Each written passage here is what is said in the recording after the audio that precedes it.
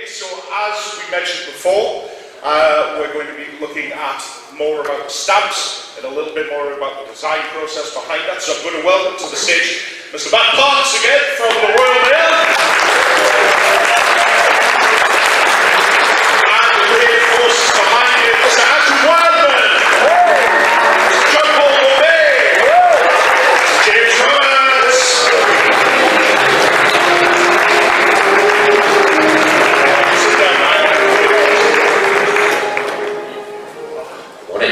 Good morning, everybody. How are you all feeling today? Fine. Sorry. Fine. It's too bright.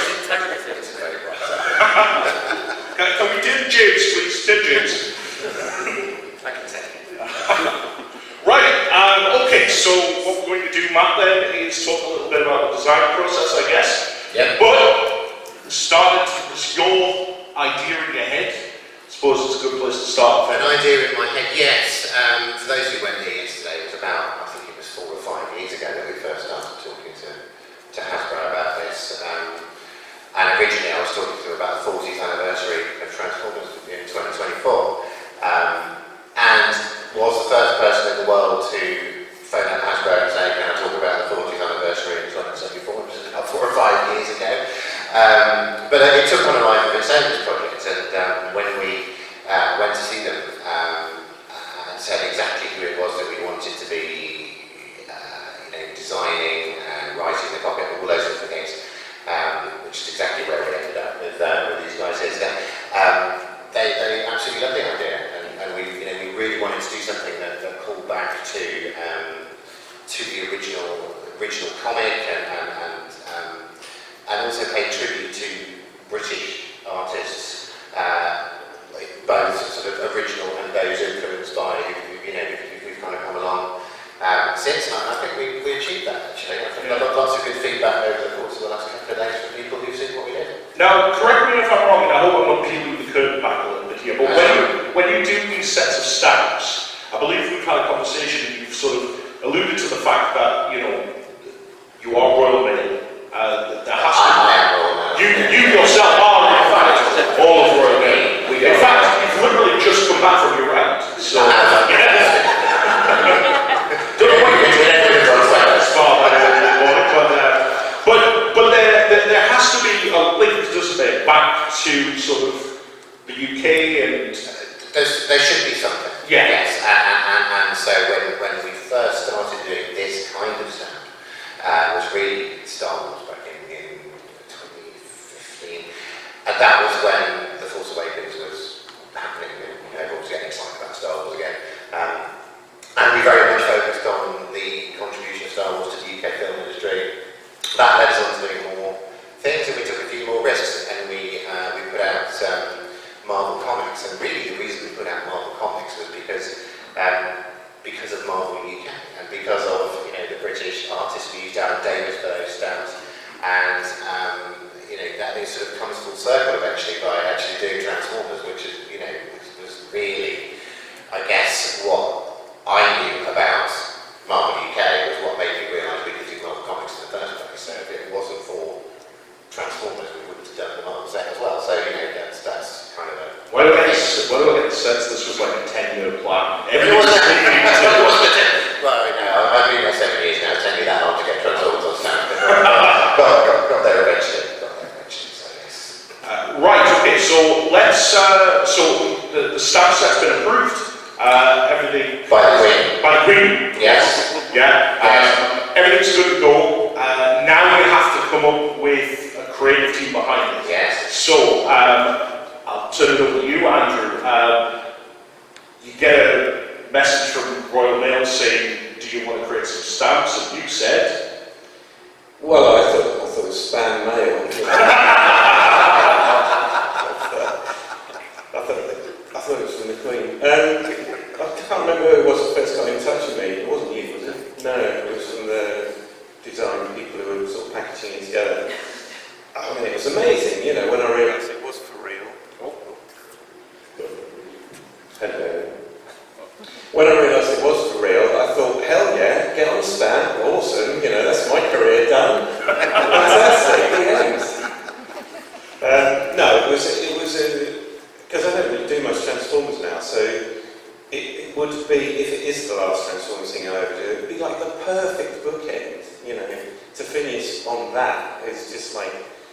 the peak, you know, because it goes beyond sort of readers and Transformers conventions and everything, which is an amazing kind of large community, but to be on a stack that's, you know, throughout the whole of the UK, doesn't get any better than that. And I love the, I didn't realise at the time, I thought, well, surely we've got loads of people to choose from, why aren't they choosing a, you know, a contemporary artist? Why to me? But when then it was, you know, I realised that they were trying to put together the dream team. I thought, oh yeah. It's a shame Stephen can't be here, but, you know, Yeah. such as it is. But yeah, so it was perfect. Oh, that's fantastic, because it was, not only was it harking back to the stuff we did in Marvel UK and then subsequently Marvel US, but also to the regen stuff. So that kind of original team of people who did the stuff on the towards the latter of the Marvel UK books, you know, Simon himself. I mean, there were plenty of others, but I guess it was me that then hopped over, and Stephen hopped over to the US stuff. And I think without Simon and what Marvel UK were doing, this is just my opinion, but you have to kind of take on that. If it hadn't been for what Simon put into Transformers, I don't think any of it would have carried on. I don't think the Marvel US book would carry on, because, as we all know, it was cancelled. Even Marvel didn't know they were still publishing it back then. I mean, when I went over to, when I got onto the US book and I first went over to America, and Rob Tokar, who was the editor, took me around the offices, and he was introducing me to other Marvel editors. And it was like, oh, this is Andrew Wildman, he's going to be working for us, and other editors. And this was more than a couple of them would say, oh, what's he working on? And Rob would say, Transformers. And their reply was, do we still do that book? And that was the attitude towards their toy books. They wanted to get rid of them so they could concentrate on Marvel stuff. So I think without, you know, as has been said, without that UK influence, would there have been, you know, Ida books? Would there have been the movies? I don't know. Well, wonder, don't you? You do wonder whether or not the two gentlemen sitting, you know, to your right would even... Are you saying I've been talking to them? No, what I'm just saying is the point that I'm trying to make there is obviously the influence of Marvel UK and the Transformers book has, you know, not only created a whole new generation of talent, but I'll be perfectly honest with you, you know, the vast majority of people that work on this convention grew up on that comic book. And, you know, we might not be sitting here if it wasn't for this book. So it really is sort of a linchpin within Transformers history. Yeah. So it is right to celebrate. I'd be at home doing Rainbow Bright. Is that your second passion? Just absolutely. It would have been when Transformers faded away, you know. We should talk about We should talk about it. I have ideas.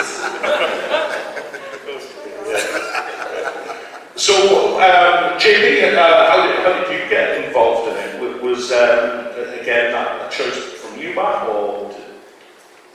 Well, I don't think I would have been involved had there not been a direction there. But I had an email from someone at Hasbro saying, "Oh, can I pass your details on to someone?" They wouldn't say what or what certain. I've got my non-disclosure agreement fixation is such that I still feel like I can't talk about the thing I'm literally staring at. But I signed a non-disclosure agreement once that says I'm not allowed to talk about these. This is always about disclosure agreement. When will that end? Yeah, no. So I was approached again. You have that kind of, is this real? Is this really happening? And then what was really nice was very early on, you know, myself, Andrew, Stephen were all, you know, involved in, and there was a question, you know, discussion about, well, these are the characters we're thinking of. Is there a better pairing, or is there, you know? So it was actually, there was a lot of, you know, and then things like, you know, what would the backgrounds be? And early on we were like, well, we want them to be quite distinct from one another, and that's why we've got different times and different places, so that they all feel very visually distinct. So we were given quite a lot of scope to kind of, not necessarily make a decision, but we were definitely kind of going, what about, you could be here, it could be this. So it felt really nice actually to be, you know. I think think that was mostly you. I don't think Neil, Stephen. What do you think, JP? It's fair to say that there were times I was going, well, actually, this couldn't happen with this particular circumstance. You know, and I like, you do know that RC, are feeling it this way, and so there were discussions about that. And obviously, like in the Dynamite stamps, we have swoop. I was like, well, you do know there's a red version. Oh, there it is. So I feel sorry for you. Like, so That's a never-ending is. but He's blue. but what we worked on was like that these stamps here were going to be the ones that. So again, because even like the style of the colouring wasn't set. So I was like, well, I want to do zip toe. I want these to look old school, and the Dynavox ones to look more modern, so they feel like different things. Yeah, the colours changed a lot, didn't they, because of the development. How many times, JP? How many times? There's a meme, there's an artist meme, and I lived it, which is where you have like it's Grimlock versus Shockwave 1, Grimlock versus Shockwave. So this is file names 2, Grimlock versus Shockwave 3, 4, 5, 6, 7, 8, Grimlock versus Shockwave 9 final, Grimlock versus Shockwave final revised 1. So yeah, there was a few versions of that. It's fine. It was all for Her Majesty. So she was happy. But yeah, no, but it is. You start to learn. Like certain things are going to show up on the stamp, and other things aren't. My favourite note, actually, which I will share, is on the Bumblebee and a Starscream one, because obviously the Queen's head has to be visible. Yes. I'm giving anything away now. And I've done a lovely bright sun, and I was told, come and make it darker, so I can see the Queen, and I was like, you want me to make the sun darker? Which of course makes perfect sense when it's quite a challenge to meet all the masters and meet all those objectives. But I suppose that's a very good question, Andrew and JB. So what kind of challenges do you hit trying to design something like this? Well, there's the usual kind of thing of obviously fitting the character into the frame. I mean, getting a decent, a good pose with enough kind of motion and power behind it that uses all the available space.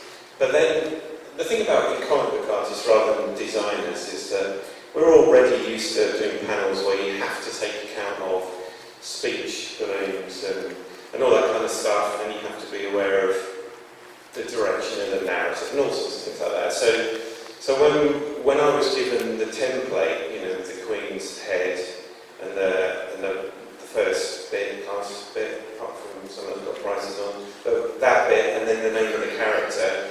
And then there were conversations about, okay, so which side is the price going to go on, which side is the name going to go on, so you have to avoid anything of detail going in those spaces. Obviously at my stage, I didn't have any concerns about the colour of it. I knew they'd be in colour, but I didn't worry about the brightness of the sun or, volcanoes exploding out the Queen's head, which I think that does at one point.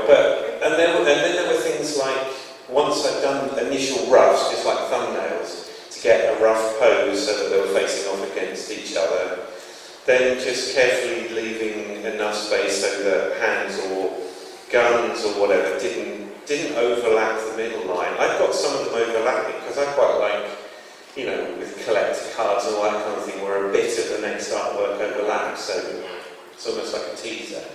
But they didn't want any of that, which is fine, so that they are very much standalone as well as locked together. But then with any guns, it's like you can't have guns pointing at the Queen's head, so if any of them are too close to the... I think that's technically treasonous. So. I think that's still one of those crimes you can fall. And then kind of have your guns pointing at camera, which is something that you sometimes get as a directive in comic books. So it's all that kind of thing. I mean, some of the characters, certainly with RC, because I was drawing it up digitally to look like a pencil art, but I was drawing it up digitally. So I got the arms on separate layers, you know, so I could literally look like this, like this, like this, you know, move them around. And eventually it settled down. And I always knew, there's this old Simon Furman adage from the beginning of my career. First interior work I ever did on Marvel UK, I think it was Cold Comfort and Joy, that issue. And I sent in the pencils to Simon, who was the editor, and so he looked at it and he came back to me and he said, well, can't you do this and can't you do that? And there should be more trees, and there should be more snow, and there should be this, that and the other. And I was young and I was an artist with an artistic temperament, and I was like, yeah, what do you know? And then he said, well, I'd like you to do that, but if you don't want to, I suppose Baskerville can always save it. So, which at various occasions throws me one way or the other. Either I think, fuck you, Furman, I'm going to make sure I'm going to pencil the Jesus out of this. Or I just say, oh, what the hell, Steve will save it. So I was preempted, because Stephen, as everybody knows, has a very distinctive inking style. Very often it doesn't matter what I draw, it looks like Stephen. So I tried to get it right, but I knew that he would sort of pull the detail together. He's a really detailed man. So that was kind of, I had a bit of back and tea, but not as much as... But it's safe to say designing stamps is really hard. And I think people realise how hard it is. So some of the biggest design names in the world have not been able to design at that small scale. It still works when it's blown up. And, you know, it's people like Andrew who understand composition, like you say, because of working in the comic medium that we find do amazing work. And I do think that these are absolutely amazing. You guys are great.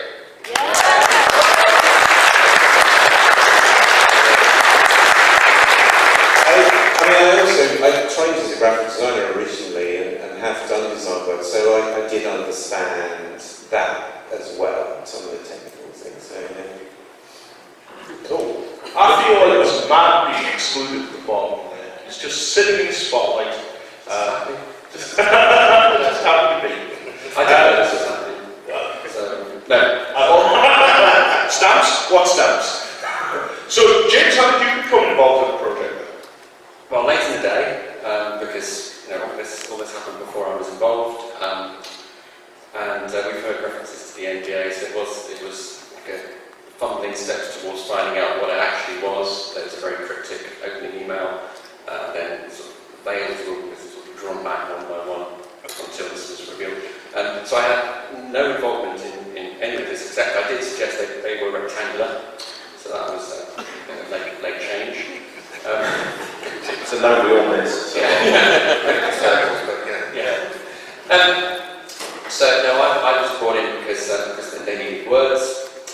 So the stamps are the main attraction, but around the stamps there's various presentation booklets and other materials, and there was the need for content. So there was the need for profiles or biographical details about each of the characters on the stamps.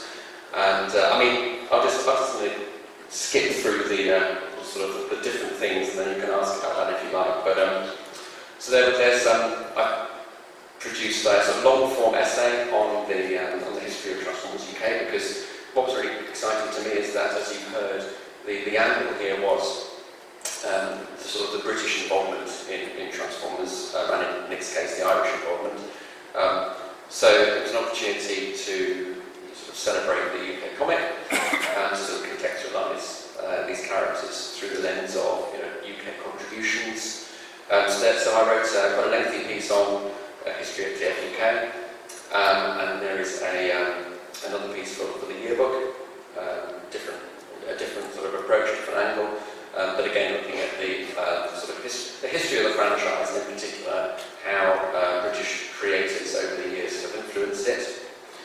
And then there's various other, as you'll know or will find out, there's various other, as I say, presentation packs. And for each of those, it was the task was to write about the characters, give some sort of a bit like text specs or universe profiles, but to be obviously faithful to the characters, so you can't invent new personality types, but at the same time to produce something, you know, that that fans hadn't read 100 times before. So, you know, a new take, but, you know, being true to the characters themselves. You put out a very interesting tweet. Yeah, I was arrested shortly after that. Oh no, not that one. Oh yeah, sorry. Yeah, that's got nothing to do with Transformers anyway. Should we just talk about that panic phone call that we Oh, had? yes. It was just so. Obviously, as has been mentioned, NDA to the hills. You know, it was. I'm going to tell you this story, right? It's a little off track, but I want to tell you this. Behind the scenes. Yeah, exactly. A little bit of inside baseball. We do all this. Matt comes to me. I sign my NDA, send it off. Yeah, that's fine. We get told this is what we're going to do. And Matt makes the suggestion, let's do something for Toy Food, which ultimately ends up becoming the charity auction. All right. So Nick from Toy Bros Toy Food, right, spends his entire year buying toys to sell, to donate to charity. Right. One of the loveliest people in the entire world. Right. Because that's what he does. And I turned around and I said, look, we've got this really, really cool thing. It's going to be great. We're going to make you a lot of money. And he's like, all right, cool. And I'm like, but I can't tell you what it is. I need you to sign an NDA. And he looks at me and goes, I can't keep a secret. I'm not signing. Until we unveiled it yesterday. He didn't know because it was running on his stall. He didn't find out for about 4 hours. So I just wanted to share that because it was one of those things where.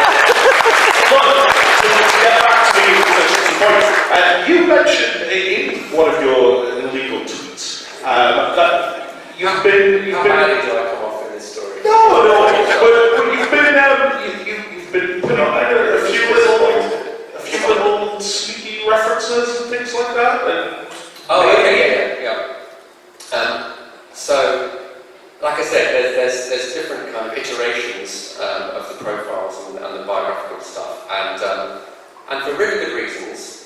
You know, you don't want to just say the same things. You know, there's a lot of people out there that will be buying every variation, every sort of product, and you don't want them to be seeing the same thing in each version. So we did come up with something new for each.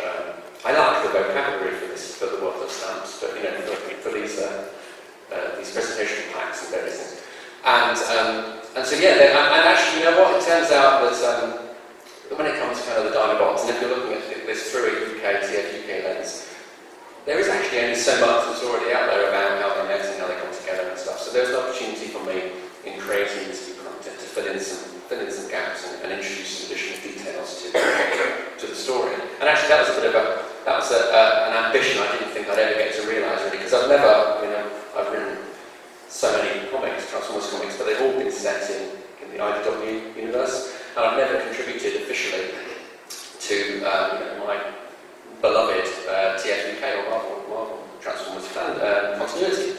So here's an opportunity. So there's things in there relating to Soundwave joining the Decepticons and Soundwave's first meeting with Megatron, and how the Dinobots met and what they were doing before they became Dinobots. And so yeah, some fresh canon. Cool. So if you buy them, you know you're going to get something cute, which is very, very cool. Now, Matt, I think we've got some images that we haven't shown. Yes, we have. And we've got a video, a very short video as well. For anybody who hasn't seen what these stamps do, well, there is more than meets the image. It's like Paul jokes from yesterday's back. It's too early in the morning. It is far too early in the morning for any of that, as we're working there. If you shine a UV light on the stamps, then hidden within them, as you can see here, is the faction logo and the Cybertronian alphabet translation of their name as well. What's a UV lamp, you may ask? Well, it's something that stamp collectors use to shine ultraviolet onto stamps to look at various things that we put in them. But they're also used to detect cat urine. So if you pop to pets at home and ask for a cat urine shine them on your stamps, and that's what you'll find. Perhaps a most chemical ink as well. Who knows? What is more exciting, I think, though, is if you download the Royal Mail app, you can do it now. If you've already got the Royal Mail app, just run an update, because we pushed out the update in time for this convention, but there is hidden content within these stamps. And so if you shine your phone on and scan the stamp, this is what happens.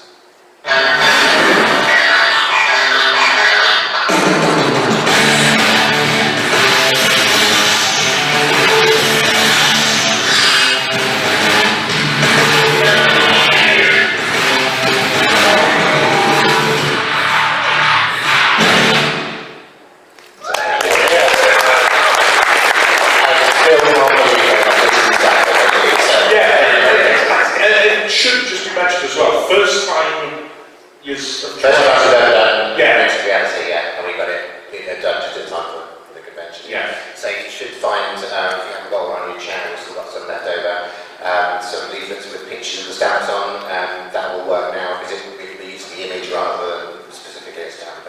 So it means that when you've got products, on display or on the wall or something, and you want to sort of say, hey, we'll just do it, which sad people like me think is cool. But there we are. And there is, if you want to download the Royal Mail app, you can do so by just showing it on that. So if you want to go Corey Teacher search Royal Mail within the store, it's not terribly difficult. And it means each of the stamps you have that transformation in there, not the dynamo. Always blue, isn't it? Yeah, again, so the conversation was had, the other one has been very much Marvel UK colour influence. Do we make sure that there is something to keep cartoon folk happy too? But actually, that you do look at the Dynamite colorations from the comics and the cartoon are so completely different actually in terms of the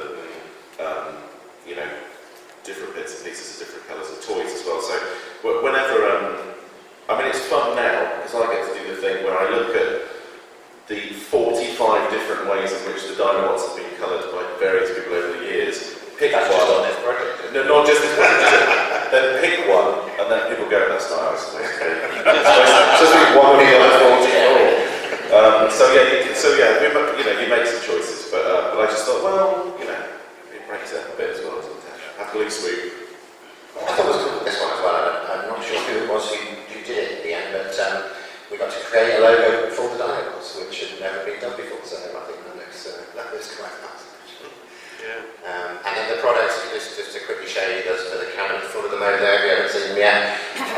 But you can see some of the lovely images that we've managed to kind of pull together and various. I think it's the Prestige stamp book, which is basically a really posh stamp book, has the most of James's work in it. I think it's safe to say there's an awful lot in there, and you've read it, haven't you? It's a good read. Oh, yes, it's very, very good.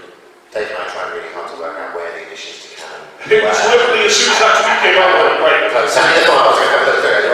We failed, didn't we? I'm certain that Megatron had always been a hairdresser. Well, I think That's the hidden history of Megatron. in my head canon, always, but despite what he says at the end and what he's trying to pull, the hairdresser. It's not new, is it? No. Look, if we all don't be an 80s sexist, then, That movie, man, that movie! Yeah, moving swiftly on. Some early sketches on here. Yeah. We've kind of talked about a little bit.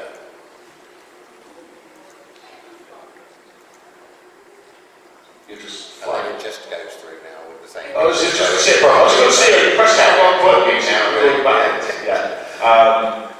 So obviously a fantastic set. The website is live. It is. So you can pre-order everything. Everything comes out in September. 1st of September. Yeah. We've got a few limited editions, which you'll see in the cabinet. So we've done some reproductions of the original UK comic.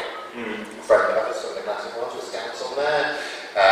There's the ingots, which they look great in the flash actually if you go and have a look at them, because they've got some raised silver indented versions of comic strips from the original UK magazine, and those are limited edition ones. I'm not going to sort of do the sales pitch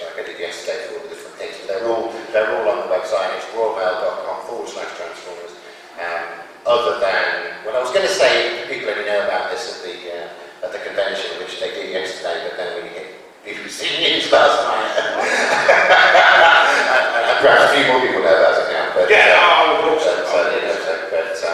yes, so please do take a look at that. And if there's anything that you're interested in, we genuinely do sell out of our special editions. They tend to go on. So I was going to ask about this then. Yeah. So how long does this run tend to last then, in terms of the stamps and the production? Is it just there's a certain number produced and that's it, or?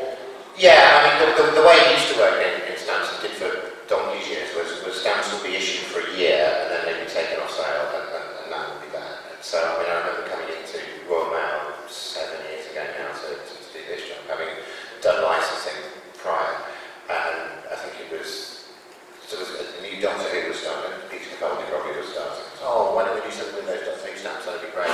Oh, we've destroyed them all. And someone who's worked in licensing has come like, you've done what? And so what we've done subsequently is for issues like this, which have a much broader appeal.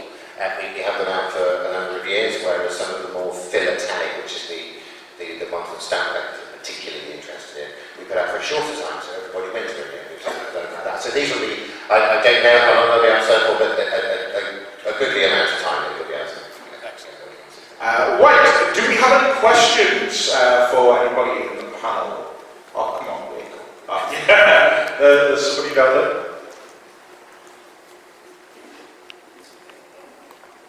Did you ever consider box art for one of the stamps?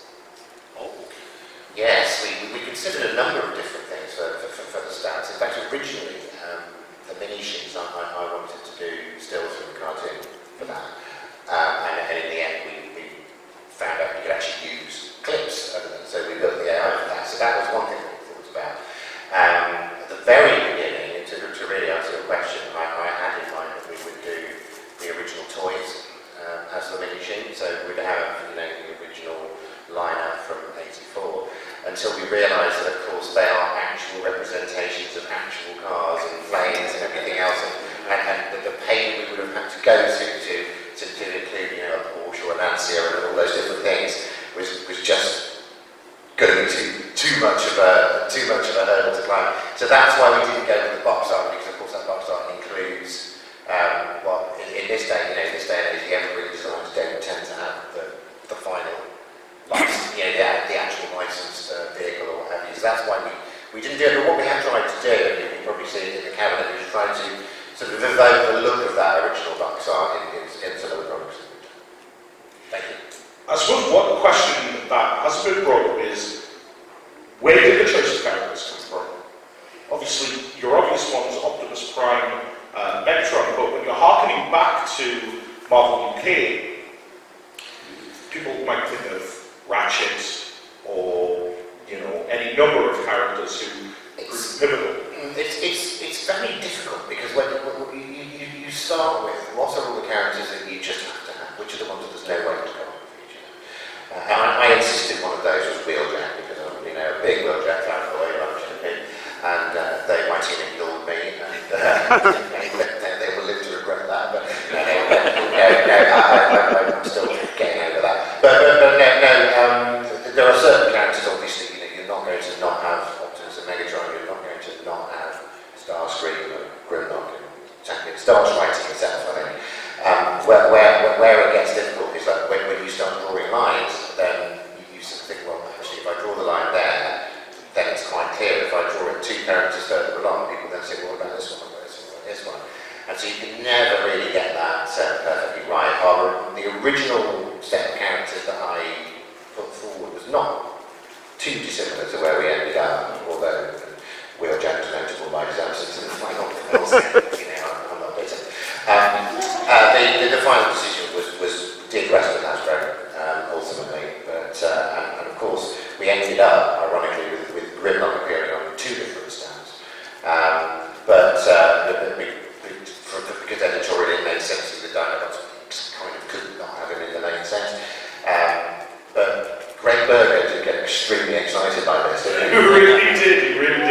yeah, so we had the notion, we were like, hey, look, Grimlock's on 2 stamps, we're going to do this one-off special edition for the card, the card, which you can go to, cheap plug here, go to the merch desk, donation of £5, money goes to Toy Food. But we said, well, why don't we get something signed by Greg Berger? And of course, you know, I have to ring up Greg, and Greg's there, and it's just like, hi, David. I'm like, Greg, can you sign this NDA?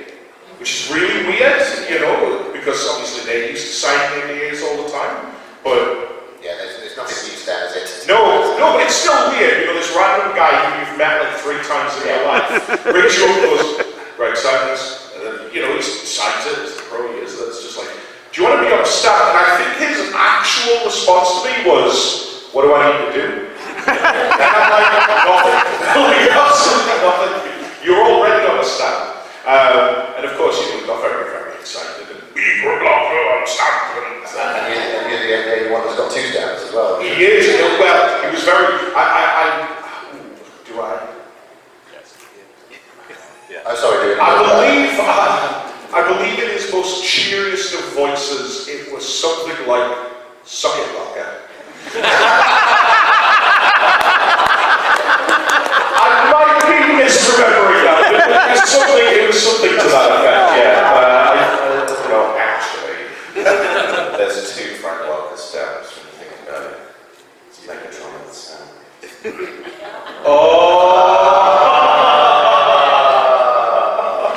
For the purposes of my story, ha-ha, Greg, that's just... No. But yeah, it was really, really lovely, and despite one of your colleagues trying to send in like 500 cards to get signed. So they said to one of the guys on my team, how many do you think we could send to... Can we send 500? I'm like, 5? That's all we want. We said 20. Yeah, we did. We sat about 20. Have you given any of those? I've given a lot of them out. Yeah. Anybody got one in this room? I've been giving them out. Yes, I've been hoarding them all for even. Yes, but no, I'm looking tomorrow. I've still got some. Any other questions in the room for our panels? Yeah, here we go. We've got one down here. Yeah. You obviously managed to sneak Lizardbeak onto the Soundwave stamp. Did you think of cramming any other characters into the background to any of the other ones, just to get a few more characters represented? That's fine. Very, very good question. I was going to tell you, so Soundwave is the one that has Unicorn sneaking in the background as well. All the others are in one character, aren't they? I'm desperately... Yeah, I think if you try to... No, well, it's one of those things where when we're drawing it and colouring it, we're looking at it like this. And then every now and again you get reminded that, you know, so putting lots and lots of characters in was never really going to be, you know, unless you saw it at the size, that they weren't really going to see it. I mean, my biggest decision was, is it going to be Laserbeak or Buzzsaw? Again, knowing that I'd be letting someone down. All those Buzzsaw fans. You know, Really cool. Oh, was there a Buzzsaw fan? I'm sorry.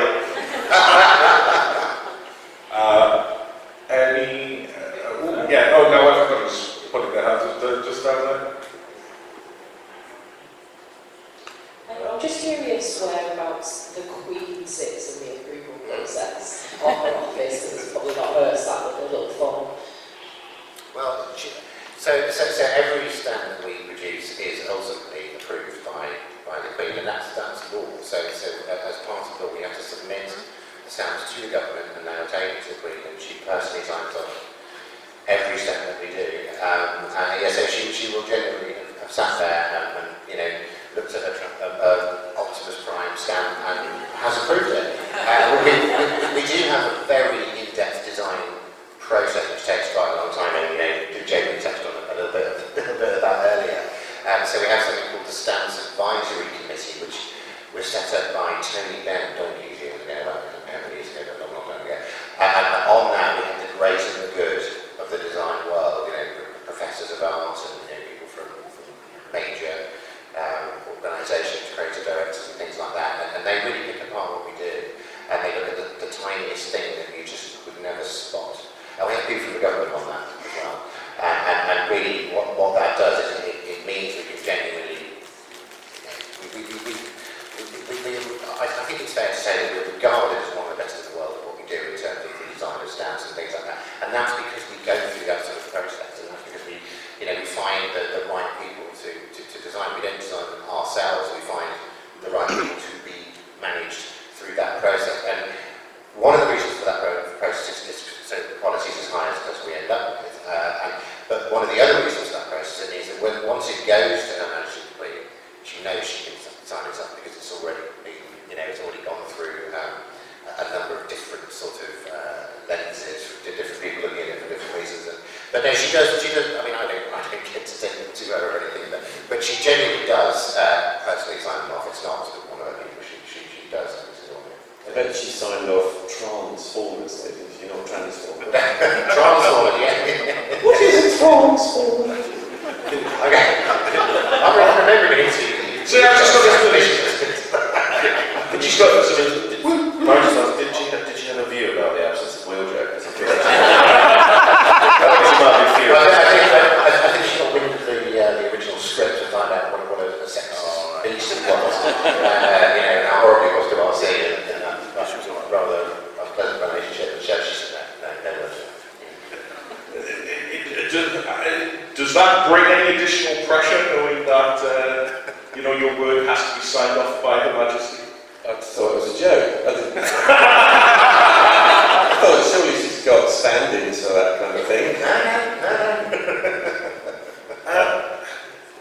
Not really. Well, yes. I mean, I'd say there's pressure with everything in a way.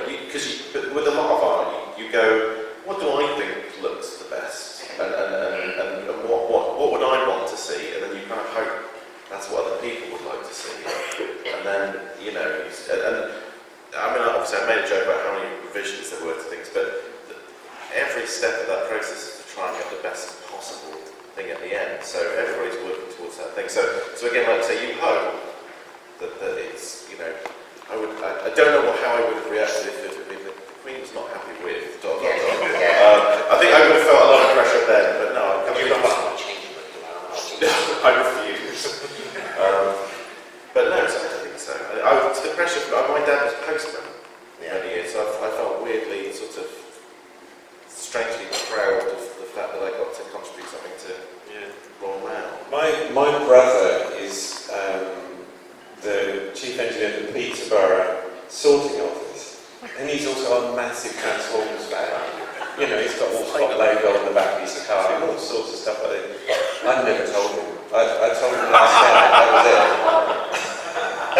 So I thought, if I tell him, Do not family, I thought if I tell him, everybody's going to know. He just...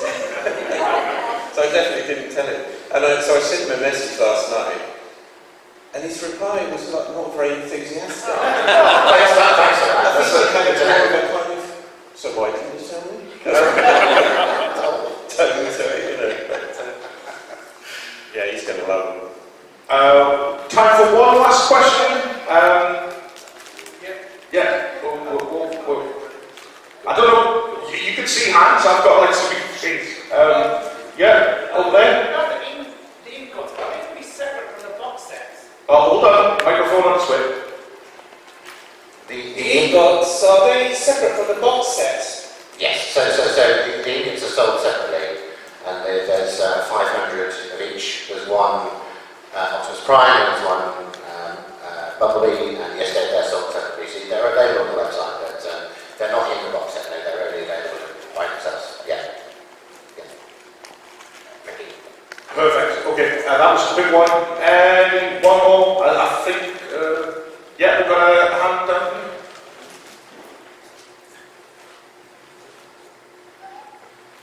What was the thought process behind which Transformers you were going to pair with which? Megatron and Optimus are obvious, but was there any process behind the Bumblebee versus Starscream, or the RC, the RC1? Well, Hasbro had a lot of involvement in that. So originally, when I talked about this yesterday, when first went and said that we really want to use, Andrew Ryan and Jonathan Burbank and Steve Glasgow to do this. And then we get it, we get it, we go with. But they were more involved in which characters went with which. But I think you were asked a little bit about this, weren't you, Jacob, in terms of how that would best. Yeah. Yeah, I mean, I think it's, like you say, to some extent, the characters that you have to include, like you could not put in certain characters, and then you end up trying to find the most logical way of pairing the ones that you had. So yeah, some of it was just, there have been stories where some of these characters, but I mean, I was sort of dredging the depths of Marvel UK's Space Pirates or something, trying to think where have Soundwave and RC been together, and, various things. But then, when we were trying to vary the backgrounds as well, it was like, well, we want Unicron in there, which chronologically doesn't necessarily all fit together, but you try and find some sense to the characters. I think with Optimus and Megatron's quite easy, and Grimlock and Shockwave is quite natural. So the others was just, trying to find ways of pairing them. But, if we'd had Wheeljack, Wheeljack and RC would be perfect for this convention. Again, let's not bring that movie back.